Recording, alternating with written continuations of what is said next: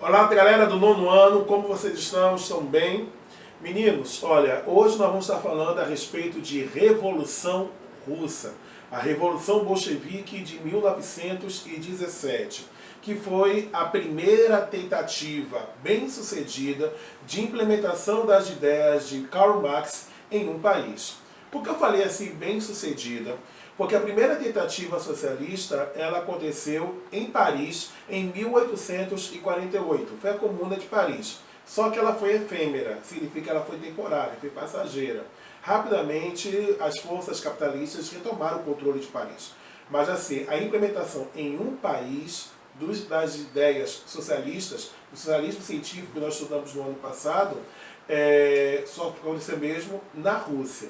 É bem verdade que a experiência socialista na Rússia ela terminou em 1991, com a queda do Império Soviético, mas serviu de base para que outros países também experimentassem a vivência socialista, como é o caso de Cuba desde 1959, a China desde 1949, a Coreia do Norte desde o final da Segunda Guerra Mundial, Vietnã e alguns outros países que são considerados socialistas. Mas vamos ver por que a Rússia ela se transformou em um ambiente propício para a Revolução Bolchevique, para a Revolução Socialista. Vamos lá. Nós vamos ver agora como era a Rússia no chamado período pré-revolucionário, isso é, antes de 1917. A Rússia era um império, era um país que vivia na chamada monarquia absolutista e era governada por um imperador que tinha o título de Czar. A palavra Czar em russo significa César.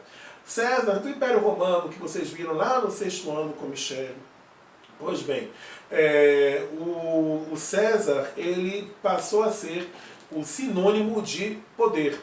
Tanto é que o nome César foi transformado em título não somente na Rússia, mas também na Alemanha.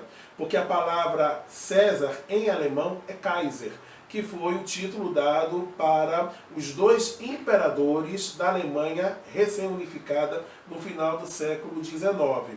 E o termo russo para César é Czar, que foi o título dado ao imperador russo até a queda do Império Russo no início do século XX.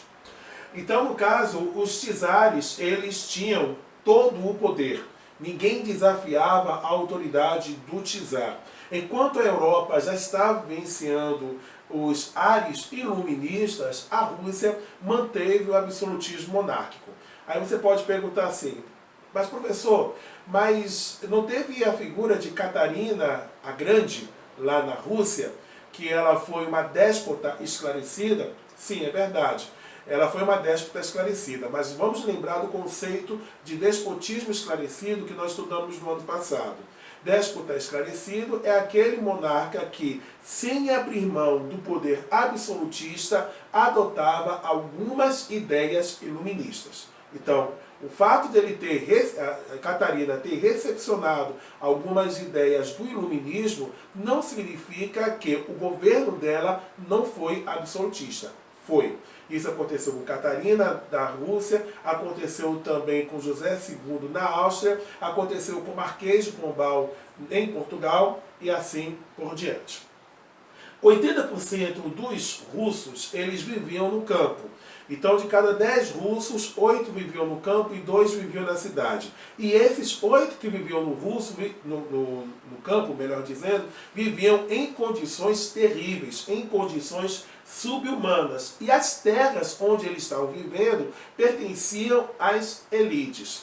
É bem verdade que houve uma tentativa de uma reforma agrária, quando o governo russo ele extinguiu o regime de servidão, que é da época do período do feudalismo, da época da Idade Média.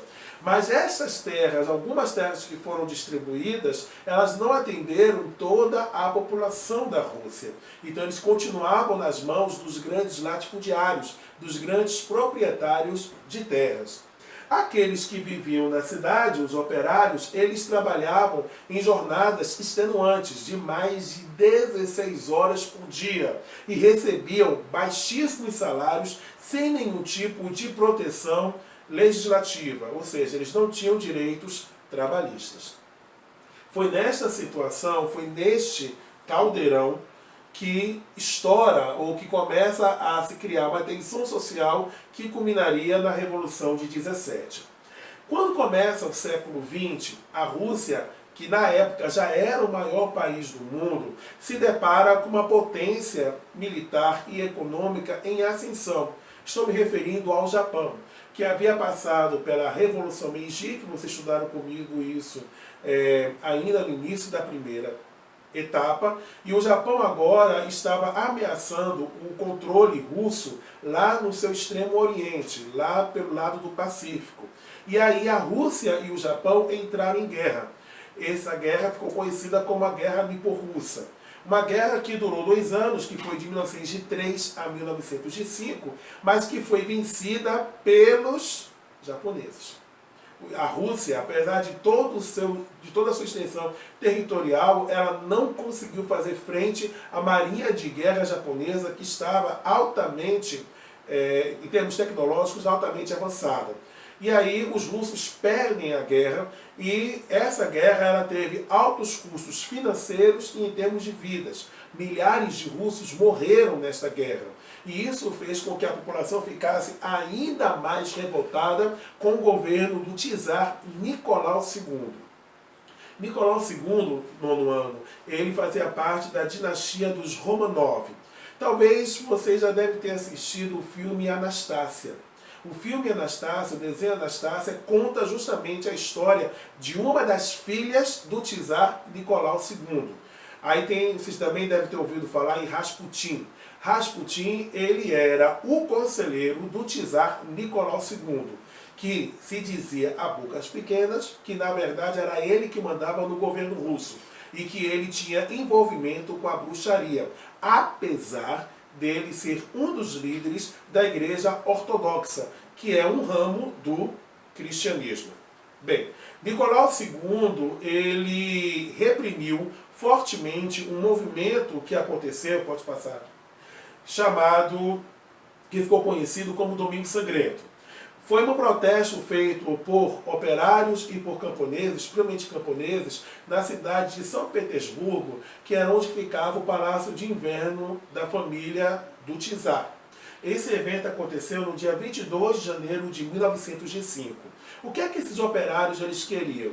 Eles queriam ter o direito de paralisar suas atividades, eles queriam ter o direito de greve, melhores condições de vida, eles reivindicavam isso, uma redução na jornada de trabalho para pelo menos 8 horas por dia, que é o que nós temos hoje. Eles trabalhavam um dobro naquela época e eles exigiam a convocação de uma Assembleia Constituinte para dar à Rússia uma Constituição, visto que o país ele vivia sob regime absolutista. E qual foi a reação do czar Nicolau II? Ele mandou matar todas as pessoas que estavam lá. Ele deu ordem à guarda pessoal para que eles pudessem reprimir a mobilização popular. Milhares de pessoas morreram na frente do Palácio do czar.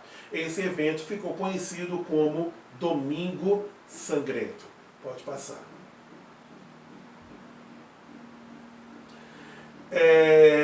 Nessa época surgiu um partido chamado Partido Social Democrático Russo.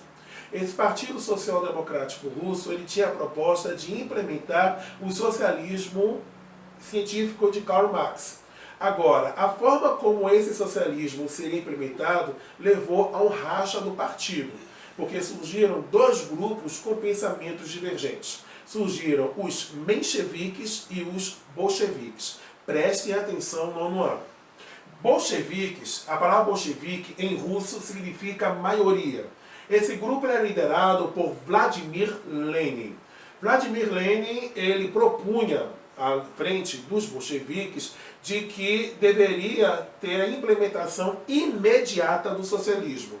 Ele propunha o fim do regime do czar, a queda do czar Nicolau II e a implementação imediata das ideias socialistas. Já o outro grupo, o grupo de oposição aos bolcheviques, eram os mencheviques. Pode passar. A palavra menchevique em russo significa minoria. E eles eram liderados por Julius Martov. Julius Martov, ele dizia o seguinte: deveria existir uma união entre operários, aqueles que trabalham nas fábricas, os camponeses que trabalham no campo e os burgueses, os donos dos meios de produção. E a transição para o socialismo, ela deveria acontecer de forma gradual. Então, preste bem atenção à diferença. Enquanto os mencheviques, eles pregavam a união entre burgueses, operários e agricultores na queda do czar Nicolau II e uma transição gradual para o socialismo, os bolcheviques, liderados por Lenin, propunham a união apenas entre operários e camponeses. Operários e camponeses, burgueses fora. Queda de Nicolau II e a implementação imediata do socialismo. Até aí deu para entender? Vamos lá, seguindo. Em fevereiro de 1917 acontece o primeiro movimento, o grande movimento revolucionário. Antes de falar sobre esse movimento, bora relembrar. Em 1914 estoura a Primeira Guerra Mundial. Quando estoura a Primeira Guerra Mundial, se coloca em prática a política das alianças. Nós vimos isso na aula passada. Tríplice Aliança, que era composta pela Alemanha, pelo Império Austro-Húngaro e pela Itália, que foi substituída depois pelo Império Otomano, e a Tríplice Entente, ou Entente Cordiale, com a Inglaterra, França e Rússia. Então a Rússia ela passa a participar ativamente da Primeira Guerra Mundial. Só que a Primeira Guerra Mundial estava provocando um número considerável de baixas. Muitos soldados russos estavam morrendo. O governo russo ele aumentou os impostos para fazer frente ao esforço de guerra. E isso foi prejudicando ainda mais as condições financeiras e sociais da população russa, que eles começaram a pressionar pela saída da Rússia na guerra. Foi aí, aproveitando esse caldeirão que estava acontecendo na Primeira Guerra Mundial e essa convulsão social, que houve a tomada de poder. Os mencheviques, eles conseguem derrubar o governo do czar Nicolau II. Eles assumem o poder em fevereiro de 1917. Acaba a monarquia, é proclamada a República da Rússia, só que uma república liberal. Estão lembrados? Mencheviques, união operários, camponeses e burgueses, liderados por Alexander Kerensky. Só que a primeira medida do novo governo republicano russo foi manter o país na Primeira Guerra Mundial. Isso desagradou profundamente operários e camponeses e o grupo dos bolcheviques. E também a anistia aos presos políticos. Essas duas situações, a manutenção da Rússia na guerra e a anistia aos exilados políticos, fez com que a situação, ao invés de se acalmar na Rússia, pegasse mais fogo ainda, levando para uma outra revolução que foi, pode passar, a Revolução de Outubro de 17, desta vez liderada pelos bolcheviques. Os bolcheviques, eles derrubam Alexander Kerensky, assumem o poder na Rússia, e a primeira providência que eles fazem foi matar a família do czar. Nicolau II, o ex-czar, estava refugiado com sua família em uma de suas casas.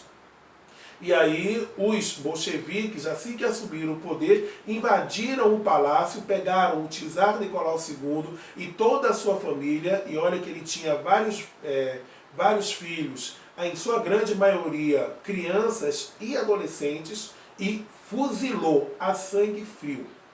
Fuzilou todos eles, fuzilou Nicolau II, fuzilou a czarina Alexandra, mataram a Anastácia, mataram todas as crianças e depois pegaram os corpos e jogaram no rio Volga. E esses corpos ficaram desaparecidos durante décadas. Tanto é que só conseguiram encontrar os restos mortais de Nicolau II já foi neste século, no século XXI, quando fizeram o enterro de Estado, já depois que a Rússia deixou de ser União Soviética. Segunda medida adotada foi justamente, pode passar, foi a retirada da Rússia na guerra. Então a Rússia ela propõe um acordo de paz com a Alemanha, e ao propor um acordo de paz com a Alemanha, eles cedem seus territórios. Então a Rússia ela perde a Polônia, a região dos Balcãs e a região da Bessarábia, através desse acordo de paz feito com a Tríplice Aliança, a saída da Rússia na Primeira Guerra Mundial. Internamente, pode passar, a Rússia começa a adotar algumas medidas que foram defendidas por Karl Marx. Então eles fizeram uma reforma agrária radical, ou seja, retiraram o título de propriedade dos grandes latifundiários e passou a ser de controle do Estado, que fez permitindo com que os camponeses pudessem trabalhar nessas fazendas, nessas plantações, que passaram a pertencer ao Estado. Preste bem atenção. Não pertencia ao camponês, pertencia ao governo, as terras que haviam sido confiscadas. Estatização dos meios de produção foi o fim da propriedade privada na Rússia, nacionalização das empresas estrangeiras, ou seja, empresas que pertenciam a países como Estados Unidos, França, Inglaterra e outros, eles passaram agora a pertencer ao governo russo. E a criação do Exército Vermelho, sob a liderança de Leon Trotsky. Aí você pergunta, quem foi que assumiu o poder na Rússia? Quem liderou os bolcheviques? Foi Vladimir Lenin. Esse cara aqui que está servindo de pano de fundo para os slides de hoje. Aí vocês podem perguntar, a situação na Rússia acalmou, professor, depois disso? Não. Obviamente que já tinha acabado a guerra em 18, vários países capitalistas estavam muito preocupados com a implementação do socialismo na Rússia, da forma como as coisas estavam acontecendo de forma muito rápida. E com isso eles passaram a apoiar o grupo de contra-revolucionários, que formaram um exército chamado Exército Branco, que tinha o apoio do Japão, de países europeus como a Inglaterra e França e dos Estados Unidos, contra o Exército Vermelho de Trotsky, que defendia a manutenção da Revolução Socialista na Rússia. E nesta Guerra Civil, pode passar, que foi de 18 até 1920, foi adotado o chamado comunismo de guerra, onde houve suspensão da liberdade de imprensa e a obrigatoriedade dos agricultores de entregar parte da produção para os soldados e para a população urbana, além da estatização mais profunda da economia.